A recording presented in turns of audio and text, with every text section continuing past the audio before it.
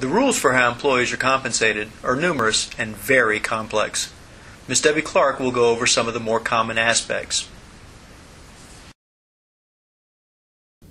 There are a number of different resources available that have guidance regarding hours of work and pay. Title V United States Code is the most prevalent. It is the actual law, if you will, the highest in the hierarchy of regulations, looking at it that way. Chapter 55 covers pay administration, and Chapter 61 covers hours of work. Taking the next step down in that hierarchy would be the government-wide regulations, which are found at Title V Code of Federal Regulations, or commonly referred to as the CFR. And again, there are different sections in that depending on the hours of work and pay aspect as well. Subpart 550 covers pay for general schedule employees. Part 532 covers pay for federal wage system employees or your wage grade, wage supervisor. And then Part 551 actually covers your Fair Labor Standards Act. From that as well, OPM is the agency that handles government-wide regulations. And in dealing with alternative work schedules, OPM has a wonderful handbook on alternative work schedules that is available that has a lot of guidance information in there as well. Most relevant to the Air Force is Air Force Instruction 36-807, weekly and daily scheduling of work and holiday observances. So there are a number of different resources that have the guidance needed for covering hours of work and pay issues. Well, travel time as hours of work, again, has the same distinction. There's different rules for Title V employees versus FLSA covered employees. And generally speaking, as a Title V covered employee, when I travel during duty hours, then it's obviously considered hours of work. If I have to perform work while traveling, then it's considered hours of work. And that's not the obvious or what might appear to be the definition. Just because I have my laptop while I'm traveling and happen to be doing some work, that doesn't constitute hours of work while traveling. I actually have to be performing the duties expected of my job, such as if I'm a truck driver and I am driving a truck while traveling across the state or the country or whatnot, then that is obviously considered performance of duties while traveling. Under FLSA, you have both of those same conditions. You have some others as well that are less common, but the one important distinction with FLSA covered employees is that when I travel on non-work days during hours that correspond with my duty hours, then that is considered hours of work. And to give you an example to help you understand that a little better, as a Title V covered employee, when I travel on Sunday, and my duty schedule is Monday through Friday, traveling on Sunday is not hours of work. So there's no overtime for that travel. But if I am an FLSA covered employee and I travel on Sunday between the hours of 8 and 5, which were my work duty schedule, then that is considered hours of work and therefore would be counted as overtime if I am still working my 40 hours that regular week. So you have a distinction. Now, aside from all of that, and taking that example a little further, there is the authority for compensatory time for travel, which is an additional entitlement that covers employees for time spent traveling that's not otherwise compensable. So with that, the Title V employee that got no hours of work credit for traveling on Sunday is entitled to receive compensatory time for travel for that time.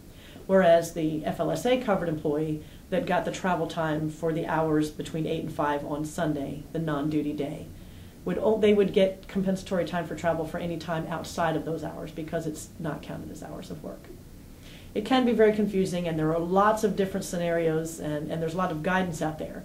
So when you deal with this kind of situation, it's very important to talk with your civilian personnel office to make sure that you're consistently applying those rules and making sure employees receive all that they're entitled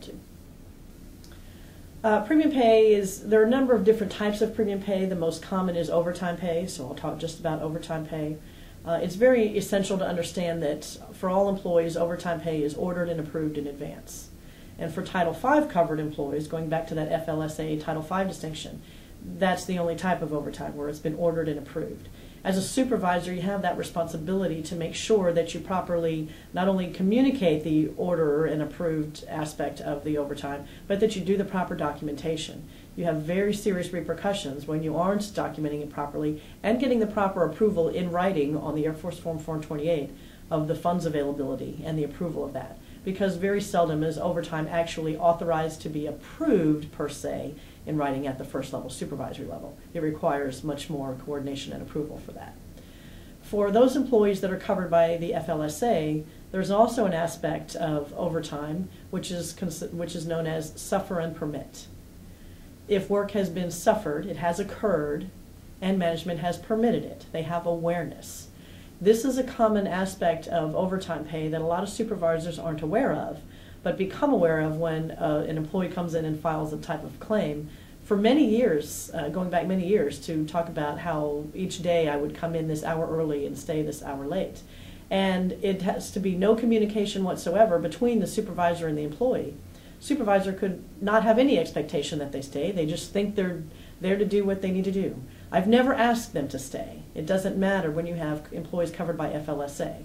If you have awareness, when you're still at work and you see them there past the end of their duty day, you now have a suffer and permit situation. And employees can go back over 6 years, up to 6 years, to file a claim for back pay for suffer and permit.